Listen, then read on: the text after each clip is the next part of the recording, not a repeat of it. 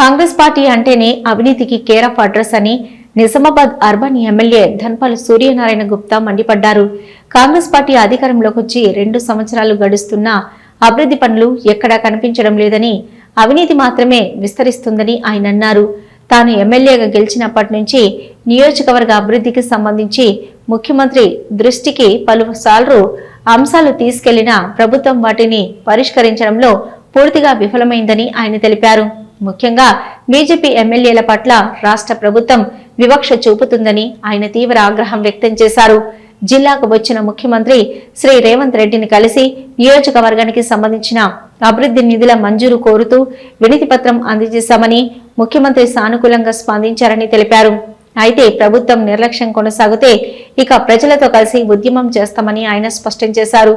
రాష్ట్రంలో రైతుల పరిస్థితి దయనీయంగా ఉందని, ఇటీవల వరదల వల్ల పంటలు నాశనమైనా ప్రభుత్వం ఇప్పటికీ నష్టపరిహారం చెల్లించలేదని ఆయన విమర్శించారు. కాంగ్రెస్ రైతు పక్షపార్టీ కాదు, రైతు పక్షపార్టీ అని ఆయన వ్యాఖ్యానించారు. నిజామాబాద్ బస్టాండు శిథిలావస్థలో ఉందని, ప్రజలకు అన్ని సౌకర్యాలతో కూడిన కొత్త బస్టాండ్ నిర్మాణం తక్షణం చేపట్టాలని మంత్రిని కోరినట్టు తెలిపారు. ఆర్ఓబీ పనులను కేంద్రం నిధులు కేటాయించినప్పటికీ బీఆర్ఎస్ మరియు కాంగ్రెస్ ప్రభుత్వాలు కాంట్రాక్టర్లకు నిధులు విడుదల చేయకుండా పనులను నిలిపివేయడం వారి చేతకానితనానికి నిదర్శనమని ఆయన అన్నారు. మీడియా మిత్రులందరికీ నమస్కారం. అందరికీ బిలేటెడ్ దసరా శుభాకాంక్షలు. కొందరు కలిసినా కొందరు కలవలే. మరియు రాబోయే దీపావళికి అడ్వాన్స్గా మీ అందరికీ శుభాకాంక్షలు తెలియజేస్తూ, నిన్న జరిగిన సంఘటన అంతా కూడా మనందరికీ తెలిసిందే.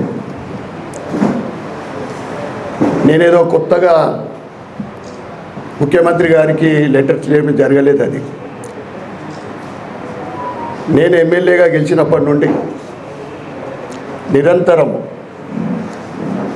నియోజకవర్గ అభివృద్ధి గురించి దృష్టి పెట్టి అనేక అంశాల మీద ముఖ్యమంత్రి గారికి, ఇన్ఛార్జ్ మినిస్టరు ఇక్కడ సమీక్షకు వచ్చినప్పుడు అసెంబ్లీలో కూడా మాట్లాడడం జరిగింది. ఒక మాటలో చెప్పాలంటే, ఈ కాంగ్రెస్ 2 సంవత్సరాల పరిపాలన ఏమైందంటే అన్ని వర్గాల ప్రజల బతుకులు ఆగమవుతూ ఉన్నాయి. అభివృద్ధి అనేది అటకెక్కింది. అవినీతి ఉరకలేస్తూ ఉంది. ఈ కాంగ్రెస్ ప్రభుత్వ పరిపాలనలో ఎప్పుడు లేనంత అవినీతి. ముఖ్యమంత్రి ఢిల్లీకి, బీహార్కు, కేరళ టూర్లకే పరిమితమవుతూ ఉన్నాడు. మేము నిన్న ముఖ్యమంత్రి గారికి ఎట్టి పరిస్థితుల్లో కలవాలనే ధర్నా కూడా దిగినాం అవసరం అనుకుంటే. ఎందుకంటే నేను గత కొన్ని నెలల నుండి ముఖ్యమంత్రి గారిని కలవడానికి ప్రత్యేకంగా హైదరాబాద్ వెళ్తే 5 సార్లు ప్రయత్నం చేస్తే 5 సార్లు కూడా కలవలే. దాంట్లో 3 సార్లు ఢిల్లీకి పోయిండు. ఇది కాంగ్రెస్ పనితీరు జరుగుతూ ఉంది, ముఖ్యమంత్రి గారి పనితీరు. ఇక ఇన్ఛార్జ్ మినిస్టర్లు ఇక్కడికి వస్తారు, కలెక్టర్ ఆఫీస్లో రివ్యూలు జరుగుతూ ఉన్నాయి. ఆ రివ్యూలన్నీ కూడా దానికే పరిమితం అవుతుంది తప్ప పనులైతే ముందుకు సాగుతలేవు. మరి ప్రజల గూడు ప్రభుత్వం ఈ విధంగా ఉంటే ఎవరు పట్టించుకున్నాలా? మన ఇందూరు జిల్లా అంటే ఉమ్మడి ఆంధ్రప్రదేశ్ ప్రజలకు అన్నపూర్ణ జిల్లాగా, ఉమ్మడి ఆంధ్రప్రదేశ్ ప్రజలకు అన్నం పెట్టిన జిల్లా ఇందూరు జిల్లా. ఈ జిల్లాలో ఇప్పుడు రైతుల పరిస్థితి అంతా అగమ్య గోచరం. సన్నవడ్లకు 500 రూపాయల బోనస్ లేదు. అధిక వర్షాలు పడి పంట నష్టం పత్తా లేదు. మక్కలు 2400 రూపాయల ఎంఎస్పి ఉంటే కొనుగోలు కేంద్రాలు లేవు. పాపం రైతులు వర్షాలు పడుతున్నాయని 2000 లోపు అమ్ముకునే పరిస్థితి. ఎవరు పట్టించుకుంటూ లేరు దాని గురించి.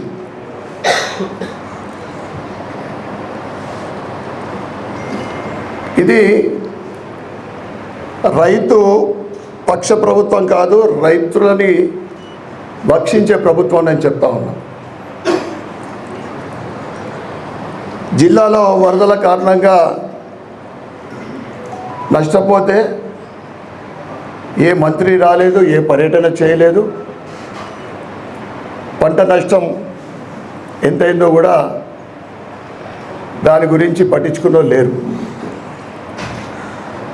ఇక నిన్న ముఖ్యంగా ప్రజలకు ఎన్ని ఇబ్బందులు కలుగుతాయో చూస్తూ ఉన్నాం. ఆరోగ్య బిల్లు కంప్లీట్ కాక ముఖ్యంగా మాధవ్ నగర్, అడవి మామిడిపల్లి దాని విషయంలో మా జిల్లా అధ్యక్షులు ప్రత్యేకంగా వాడి గురించే మాట్లాడినరు. ఇటు ఫండ్స్ డైవర్ట్ చేసిన విషయము ఈ రెండుటికి. అర్సాపల్లిది పూర్తిగా 100% ఫండ్స్ సెంట్రల్ ప్రభుత్వమే ఇస్తూ ఉంటే ల్యాండ్ ఎక్విజిషన్ ప్రభుత్వం, రాష్ట్ర ప్రభుత్వం బాధ్యత అది ఇప్పటి వరకు ఒక చర్య కూడా తీసుకోలేదు.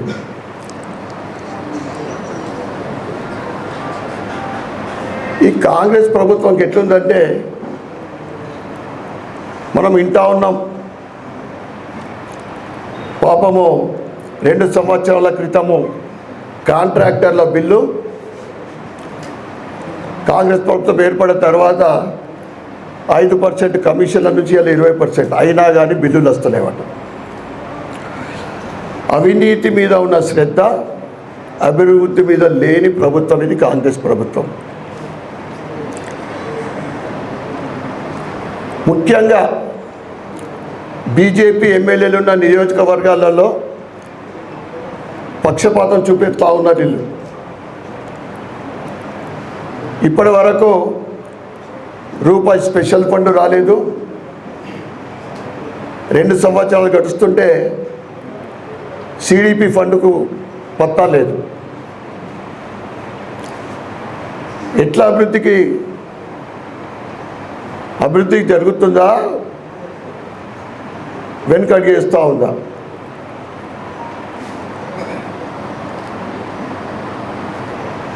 ఇది ఏం పాలన అన్నది, దీన్ని ప్రజాపాలన లేదా ఇది రాక్షస పాలన? ఎవరు పట్టించుకుంటూ లేరు. ఎన్నిసార్లు సెక్రటరియట్ చుట్టూ తిరుగుతూ ఉన్నాం. నిన్న నేను 12 లెటర్లు ఇచ్చిన ముఖ్యమంత్రి గారికి. ముఖ్యంగా 12 సంవత్సరాల నుండి నా నియోజకవర్గ పేదలకు ఒక బెడ్రూమ్ లేదప్పుడు. ఇందిరమ్మ ఇల్లు కూడా వీళ్ళ ప్రచారంలో ప్రతి పేదోడికి ఇందిరమ్మ ఇల్లు ఇస్తా అని చెప్పి ఒక సంవత్సరం అయితే ఎగ్గొట్టినరు. 2వ సంవత్సరము 3500 నియోజకవర్గానికి అని చెప్పి స్థలం ఉన్న వాళ్ళకి అని చెప్తా ఉన్నాను. నేను అనేక సార్లు చెప్పడం జరిగింది, లెటర్లు కూడా ఇచ్చిన. ముఖ్యంగా అర్బన్లో జాగా ఉన్న వాళ్ళు తక్కువ ఉంటారు. ఇప్పటి వరకు 3500లో 1700 కన్నా ఎక్కువ భర్తీ అవుతలేవు. గత 5 రోజుల క్రితం లక్కీ ఏంటిదంటే హౌసింగ్ మినిస్టర్ పొంగులేటి గారు కలిసిండ్రు. అక్కడనే ఉండి కలెక్టర్ గారికి ఆదేశం ఇచ్చింది. ఏంటిదంటే 396 డబుల్ బెడ్రూము ఈ వారం 10 రోజుల లోపల మీరు కేటాయించండి. 252 డబుల్ బెడ్రూమ్ ఏదైతే కలెక్టర్ ఆఫీస్ పక్కన ఉన్నాయో జియో మేము ఇచ్చినామో వాటిని కూడా కంప్లీట్ చేయడానికి మీకు ఎస్టిమేషన్ పంపండి అని చెప్పడం జరిగింది. ఇన్ని రోజుల కృషి ఏంటిదంటే ఇదొకటి కమిట్మెంట్ వచ్చింది. నిన్న ముఖ్యమంత్రి గారు కూడా కలెక్టర్ గారితో మాట్లాడింది. ఇక అయితే నేను పొంగులేటి గారేమో అసెంబ్లీలో ఒకటి ఏం మాట్లాడిందంటే 3500 తప్పకుండా ఇస్తాం, ఎట్లయినా భర్తీ చేస్తామని చెప్పిండ్రు. మళ్ళీ ఏమంటున్నారంటే ఇది గవర్నమెంట్ పాలసీ మ్యాటర్. కరెక్టే, మీరు అసెంబ్లీలో చెప్పిండ్రు. ఇక్కడ అభయహస్తం కాలనీ నాగారంలో 5 ఎకరాలు ఉంది. దాంట్లో అది ప్రభుత్వం భూమి, మీరు కట్టియండి అని చెప్తే దాని గురించి మాట్లాడతాను అంటున్నాడు. అంటే ఇందిరమ్మ ఇల్లు 3500 భర్తీ కోసం. ఇక నిన్న ముఖ్యమంత్రి గారికి ఇచ్చిన లెటర్లలో బస్ స్టాండ్ తెలంగాణలో జిల్లాలలో అతిపెద్ద జిల్లా నిజామాబాద్ జిల్లా. అన్ని జిల్లాలు ముందుకెళ్తూ ఉన్నాయి అభివృద్ధిలో. బస్ స్టాండ్ విషయంలో కానీ అన్నీ ఎక్కడ ఏ జిల్లాలో బస్ స్టాండ్ చూసినా కానీ అందంగా ఉంటుంది. మాది పాడుపట్లట్లున్నది. పొంగులేటి మన ప్రభాకర్ గారికి ఆర్టీసీ మంత్రి గారు పొన్నం ప్రభాకర్ గారికి కూడా నేను లెటర్ ఇచ్చిన. ఆ తర్వాత నిన్న ముఖ్యమంత్రి గారికి కూడా లెటర్ ఇచ్చిన. ఇక హాస్పిటల్ విషయంలో మంత్రి గారు సుమారు 6 నెలల క్రితం రావడం జరిగింది. ఆయనే విమర్శించింది అక్కడ సివిల్ వర్క్లలో ఇంత ఘోరంగా ఉంది, ప్లంబరింగు బిల్డింగ్ల మీద చెట్లు మొలుస్తానో ఏం చేస్తున్నది. వెంటనే 100 రోజుల లోపల ఇవన్నీ కంప్లీట్ కావాలా, నిధులు విడుదల చేస్తాం పోగానని చెప్పి 100 కాదు 200 రోజులు దాటిపోయింది. కానీ ఇప్పటిదాకా వారికి ఇచ్చిన వినతి పత్రంలో ముఖ్యంగా టెక్నికల్గా మనకు కావాల్సిన సౌకర్యాలు హాస్పిటల్ వాళ్ళే ఎస్టిమేషన్ ఇచ్చిండ్రు డెవలప్మెంట్ కోసం 42 కోట్లతోటి. అది ఇవ్వడం జరిగింది. ఎంఆర్ఐ మరియు ఇతర టెక్నికల్ మిషన్స్ కూడా కావాలని డాక్టర్ల కొరత ఉన్నది. ఇవన్నీ కూడా లెటర్లు ఇవ్వడం జరిగింది. తర్వాత కనీసం స్పెషల్ ఫండ్గా ఒక 10 కోట్ల రూపాయలు విడుదల చేయాలని కూడా లెటర్ ఇవ్వడం జరిగింది. సిడిపి ఫండ్ కూడా ఇవ్వాలని జరిగింది. వీటన్నిటికి కూడా నిన్ననైతే సానుకూలంగా స్పందించారు. అభివృద్ధి కోసం పోరాటం చేస్తూ ఉన్నాం. ప్రజల పక్షాన ప్రభుత్వంతో పోరాటానికి ఎంతకైనా సిద్ధము.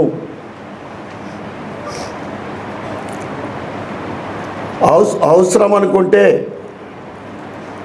ధర్నాలు చేస్తాం, నిరాహార దీక్షలు చేస్తాం. కానీ నియోజకవర్గానికి నువ్వు వివక్ష చూపెడితే మాత్రము ఏమాత్రం ఊరుకోము.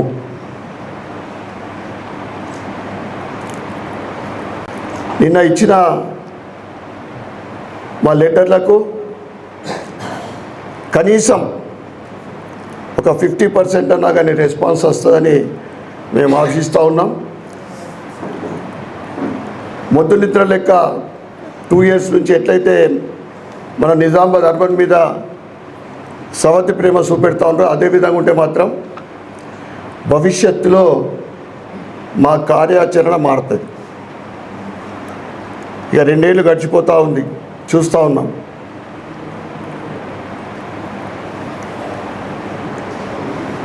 హాస్పిటల్ విషయంలో ఇంకొకటి గ్రాండ్గా ఓపెన్ చేసిండ్రు బస్ స్టాండ్ ముంగట మదర్ అండ్ చైల్డ్. ఇప్పటికి తాళాలు ఉన్నాయి. కనీస సౌకర్యాలు దాంట్లో ఒక లిఫ్ట్ లేదంటారు. ఎప్పుడు అడిగినా లిఫ్ట్కు కూడా కోట్ల రూపాయలు ఖర్చు పెట్టి ఐటీది కూడా ఇచ్చిన. శ్రీధర్ బాబుకు 3 సార్లు లెటర్లు ఇచ్చిన, నిన్న ముఖ్యమంత్రి గారికి ఇచ్చిన. కోట్లు ఖర్చు పెట్టిన ఐటీ హబ్ ఇవాళ కాల్ సెంటర్లో అయిపోయింది. అది కాల్ సెంటరే.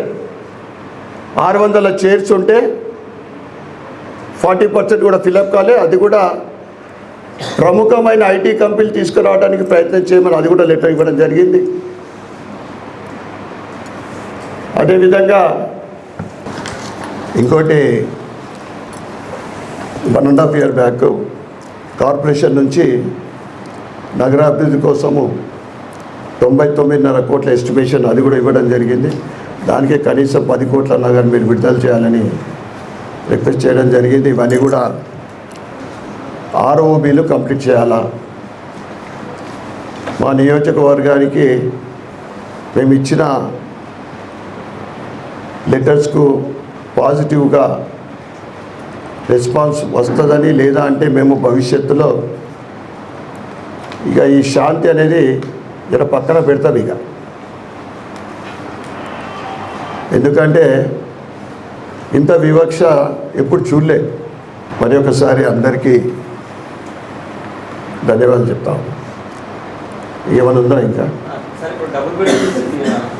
అవి అయిపోతాయి సార్. లబ్ధిదారులని ముందు చూసిండ్రు. ఇంతకుముందు గత బీఆర్ఎస్ ప్రభుత్వంలో అది నామ్స్ ప్రకారం చేయలే. నామ్స్ ఏంటిదంటే ఎస్సీ ఎస్టీలకు, మైనార్టీ, ఎఫ్సీలకు ఇట్లా ఉంటాయి. నేను అప్పుడు ఎమ్మెల్యే కాకముందే సర్వే చేపిస్తే ఒకే కుటుంబానికి 2, 3 కేవలం టీఆర్ఎస్ కార్యకర్తలకు ఇచ్చిండ్రు, ఇల్లున్న వాళ్ళకి ఇచ్చిండ్రు, ఒక కుటుంబంలో 2, 3 ఇచ్చిండ్రు. వెరిఫికేషన్ చేసిండ్రు వాళ్ళు. వెరిఫికేషన్ చేసిన తర్వాత నా తరఫు నుండి, నా ఆఫీస్ నుండి కూడా నేను 140 ఇచ్చిన అప్లికేషన్లు అన్నీ ఇస్తారనే గ్యారెంటీ. ఎందుకంటే 396 ఉన్నాయి. ఎవరికి ఇచ్చినా కానీ లబ్ధిదారులకు ఇచ్చినట్లే, నా నియోజకవర్గం ప్రజలకు ఇచ్చినట్లే. దాన్ని కూడా వెరిఫికేషన్ చేస్తారు. చేసిన తర్వాత ఇదంతా కూడా 20 లోపు, దీపాల లోపు కావాలని కలెక్టర్ గారు దాన్ని సీరియస్గానే ఉన్నారు. ఆ తర్వాత 252 అయితే ఇన్కంప్లీట్ ఉన్నాయి.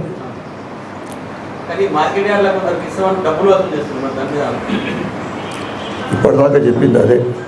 అవినీతి అంటే కేర్ ఆఫ్ అడ్రస్ కాంగ్రెస్. మార్కెట్లో కూడా కాంగ్రెస్ వాళ్ళే కదా ఉన్నది. ఇలా నామినేటెడ్ అంతా కాంగ్రెసే. పెద్దోళ్ళే దోసుకున్నప్పుడు చిన్నోళ్ళకి ఏముంటుంది? అన్యాయం. పేదోడి రక్తం పీల్చినోడు ఎవ్వడు బాగుపడ్డాడు. వాడి కలకల తలుగుతుంది. పాపం బదలామైతే అయిపోయిండు. వాస్తవంగా అడిగిండు.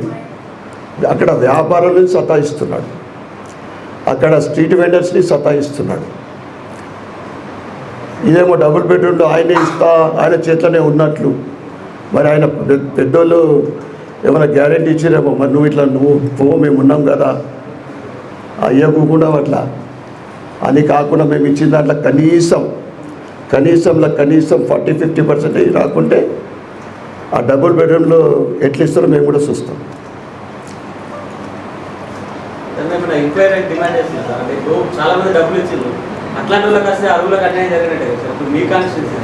ఇయ్యలే అప్పుడు ఇక బీఆర్ఎస్ గతం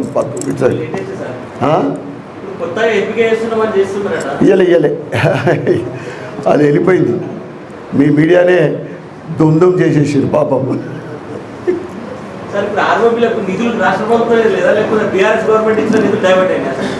బీఆర్ఎస్ ప్రభుత్వంలో డైవర్ట్ అయినాయి.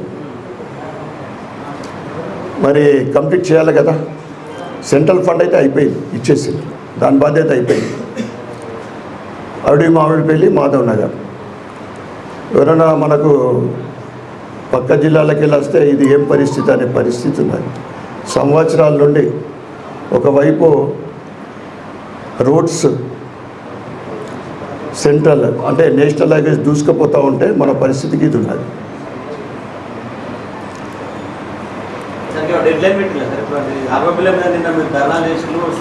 మొన్న ఎంపీ గారు కలెక్టర్ దాంట్లో సమావేశంలో మాట్లాడారు. ప్రత్యేకంగా దాని మీద దృష్టి పెట్టిందనే మళ్ళీ కూడా నిన్న ముఖ్యమంత్రి దృష్టికి తీసుకెళ్ళాం. ఆయన డీటెయిల్స్ అడిగిండు కూడా. అక్కడ డీటెయిల్స్ అడిగాడు. అసలు ఈ ఫండ్స్ ఏంటి, ఎందుకు డిలే ఎందుకు అయిందని అడగడం జరిగింది కూడా. ఎక్స్ప్లెయిన్ చేసి చెప్పినాం, ఇట్లా డైవర్ట్ అయింది, మీరు కంప్లీట్ చేయాలి.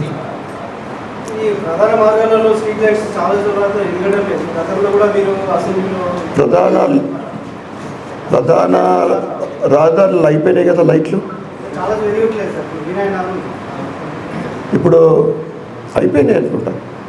ప్రధాన వీధులు అయినాయి, వేరే వీధులలో కాలేదు. మెయిన్ రోడ్లో అయినాయి. అది వీళ్ళే జనరల్ ఫండ్ పెట్టి తెప్పించారు. ప్రభుత్వం నుంచి రావాల్సిన 2 years నుంచి ఆగిపోయినాయి. ఆ కాంట్రాక్టర్ రద్దయిన తర్వాత కూడా కొత్త కాంట్రాక్టర్ కాలేదు. మన ఊరికి ఎంబడబడితే వీళ్ళు ఒక 40 లక్షల రూపాయలు పెట్టి దాన్ని శాంక్షన్ చేయించారు.